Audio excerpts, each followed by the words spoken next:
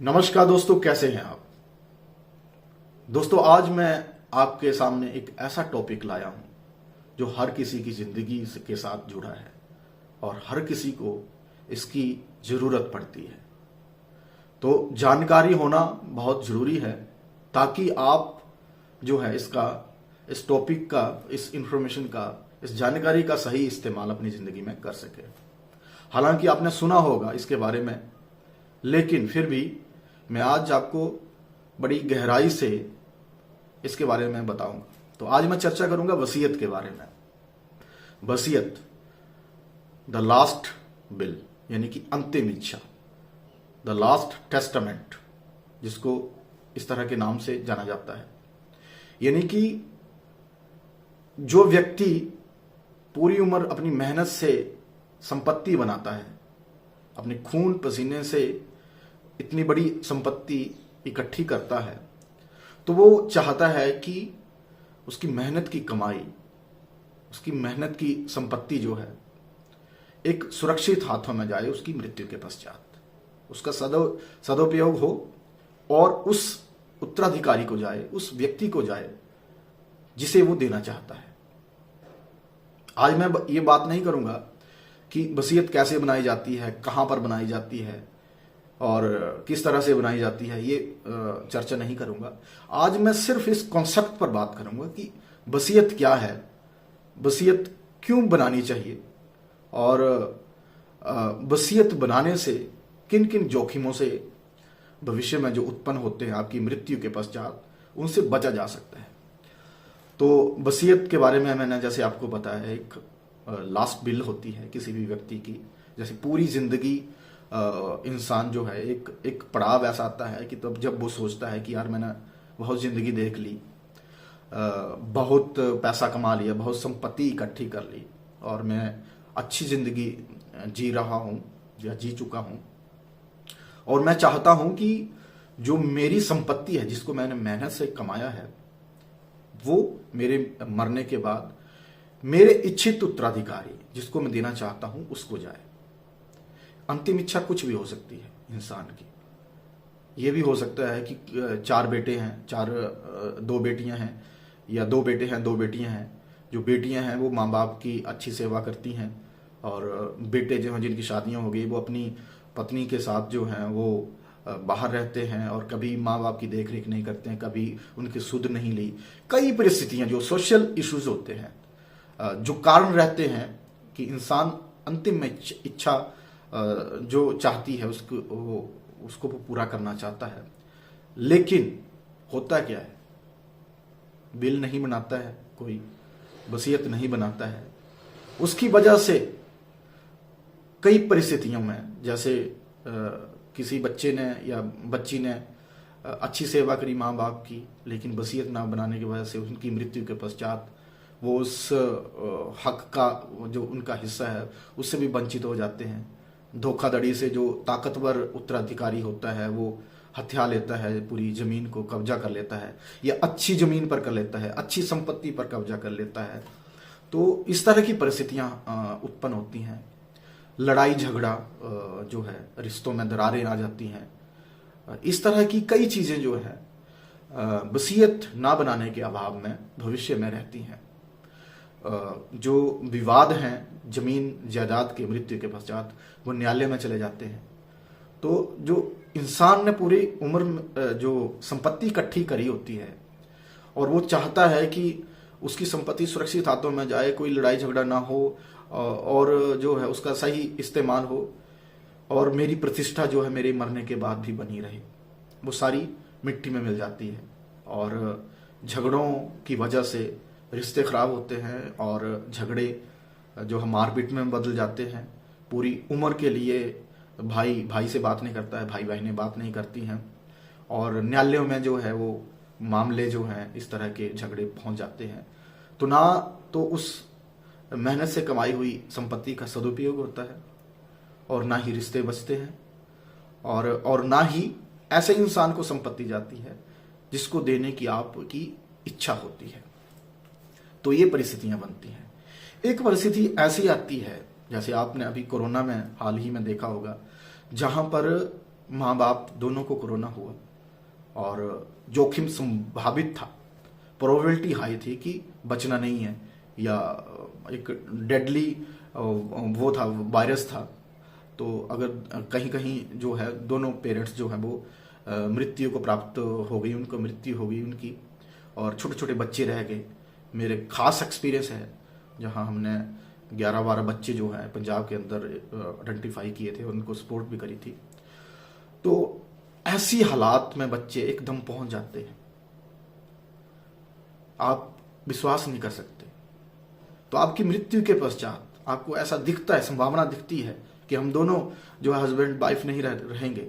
तो आपके मरने के पश्चात जो है आप ऐसे इच्छित इंसान को उनकी गार्डियनशिप और अपनी संपत्ति का जो है प्रबंधन का जो अधिकार वसीयत के माध्यम से दे सकते हैं, ताकि आपके बच्चों का भविष्य आपके मरने के पश्चात आपकी संपत्ति का जो सही रख रखाव जो है वो आपके मरने के बाद भी ऐसे व्यक्ति के माध्यम से हो जिसे आप इच्छित है, जिसको आप विश्वास है, जिसकी आप वसीयत बनाना चाहते हैं, जिसके नाम आप वसीयत बनाना चाहते हैं। तो ये ऐसी परिस्थितियां कई रहती हैं। अब माँ बाप जो हैं वो सबसे ज्यादा बेनिफिशियर होते हैं, सबसे ज्यादा उनको पता होता है कि हमारे जो बच्चे हैं वो कैसे हैं, कौन सी औलाद कैसी है, कौन सी औलाद कैसी नहीं है। पूरी उम्र सेवा करने वाले बच्चे को कई बार वसीयत नहीं बनी हो तो कुछ नहीं मिलता है बाद में, और एंड में ऐसी स्थिति में आते हैं जब वो मानसिक स्थिति में ठीक नहीं होते हैं, बीमार होते हैं, डेथ बेड पर होते हैं, चालाकी से अंगूठा लगवा लेते हैं, वसीयत बनवा लेते हैं, या इस तरह से परिस्थितियां कर देते हैं। हालांकि वो जो वसीयत होती है वो चैलेंज की जा सकती है। इसीलिए कहते हैं कि वसीयत कब बनानी चाहिए, वो एक सबसे बड़ा सवाल होता है। एक सबसे पहले तो वसीयत बनाना क्यों जरूरी है मैंने आपको बता दिया, जो जोखिम रहते हैं भविष्य में उसके बारे में बता दिया। अब मैं बताता हूं कि ये जो वसीयत है कब बनानी चाहिए। वसीयत जो है उस समय बनानी चाहिए जब इंसान पूरा शारीरिक और मानसिक तौर पर बिल्कुल स्वस्थ हो, और ऐसे पड़ाव में हो कि भाई ठीक ठाक मैंने संपत्ति अर्जित कर ली है, जिंदगी देख ली है, कई चीजें हैं। नॉर्मल एक साधारण सामान्य स्थिति में तो इस तरह से वसीयत बनानी चाहिए, दुर्घटना और महामारी की जो एक्सेप्शन है उसको छोड़ के, या और इस तरह से परिस्थितियां बनती हैं जहां पर जोखिम अलग तरह का है संपत्ति को लेके। तो इस तरह से आप जो है बिल, अपनी जो लास्ट इच्छा है, आपकी अंतिम इच्छा का जो डॉक्यूमेंट है वसीयत, वो उस परिस्थिति में बना सकते हैं जब आप मानसिक तौर पर और शारीरिक तौर पर स्वस्थ हैं, क्योंकि आप उस समय निर्णय ले सकते हैं कि किसको किस तरह से। आपका जो दिमाग है ना बिल्कुल सही स्वस्थ होता है, बजाय इसके कि जब आप बीमार हैं, डेथ बेड पर बैठे हैं, कोई ऐसा उत्तराधिकारी आ जाएगा आपका जिसने पूरी उम्र आपकी सुध बुध नहीं ली, और उस समय आकर जो है परिस्थितियों का और दबाव डालकर जो है गलती से आपसे साइन करवा ले और वसीयत बना ले। तो ऐसी संभावनाओं से निपटने के लिए आपको वसीयत उस स्थिति में बनानी चाहिए जब आप स्वस्थ हों, और सही वसीयत बनानी चाहिए, रजिस्टर्ड वसीयत बनानी चाहिए, डिस्प्यूटेड वसीयत नहीं होनी चाहिए। ये कि जो जैसे फ्लैट इन्वॉल्व है या दूसरी बड़ी संपत्तियां इन्वॉल्व हैं, विदेशों में की संपत्ति इन्वॉल्व है, तो ये सारी चीजें जो है वो क्लियर होनी चाहिए, ताकि आपके जाने के बाद जो संपत्ति का कोई झगड़ा ना रहे और उसका सही इस्तेमाल हो, रिश्ते आपस में बने रहें।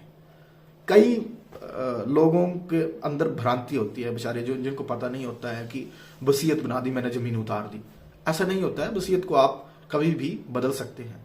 कोई भी उत्तराधिकारी जो आपको लगता है कि सही तरीके से आपको आपके अकॉर्डिंग जो है, आपकी समझ के अकॉर्डिंग जो है, या आपकी सेवा नहीं कर रहा है, आपकी सुन नहीं रहा है, या लगता है कि आप ये संपत्ति को ढंग से नहीं दे सकता है, या चोरी चकारी में पड़ा हुआ है, या चिट्टे जैसी लत में जो ग्रसित है, तो आप जो है इस परिस्थिति में निर्णय ले सकते हैं कि किसको कितना जो है संपत्ति आप देना चाहते हैं और किसको बेदखल करना चाहते हैं।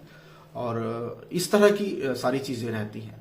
कई स्थितियां जो हैं घर के अंदर पैदा होती हैं, और जो समझदार जैसे बड़े लोग आपने देखे होंगे, चाहे वो डिजिटल एसेट हो, चाहे वो आपकी मूवेबल एसेट हो, चाहे आपकी इमूवेबल एसेट हो, वो सारी चीजें टेंजिबल नॉन टेंजिबल जो जितनी भी आपकी रहती हैं, जैसे आजकल डिजिटल गोल्ड है, शेयर हैं, बॉन्ड हैं, सारी इलेक्ट्रॉनिक सारी चीजें हैं, क्रिप्टो करेंसी है, इस तरह से जितने भी डिजिटल एसेट हैं या फिजिकल एसेट हैं, टेंजिबल नॉन टेंजिबल, या जिस तरह जितने भी एसेट हैं आपने संपत्ति ताउम्र बनाई है, उसका सही तरीके से जो डिस्ट्रीब्यूशन आपकी मौत के बाद जो कैसे हो, वो आप एक बेहतर जब आप मानसिक स्थिति में बनाकर आप बना सकते हैं। और उसको जो रेस्ट ऑफ द लाइफ है, अगर आपको लगता है कि उसमें चेंज करना है तो आप वसीयत को बदल भी सकते हैं।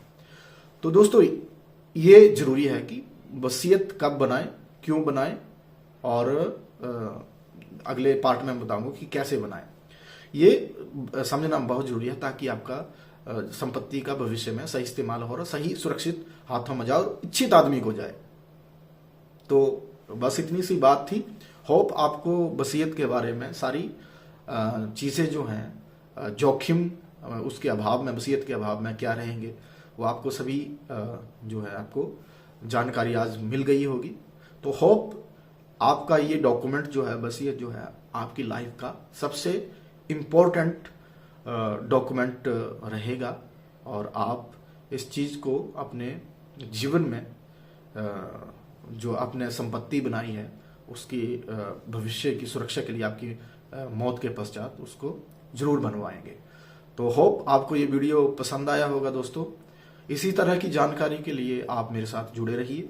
और मेरा तो मोटिव है कि लोगों को कानूनी तौर पर या सामाजिक जो इशू हैं, जिस तरह से पनपते हैं और रिश्तों में खटास आती है, उसके बारे में जानकारी देना और जो भविष्य में संभावित खतरे हैं, जोखिम हैं, उनसे अवगत करवा के उनके अच्छे एक कुशल प्रबंधन की जानकारी और अवेयरनेस फैलाना है। धन्यवाद। अगर आपको ये वीडियो पसंद आया होगा तो लाइक और शेयर जरूर करिए और मेरे साथ जुड़े रहिए। धन्यवाद।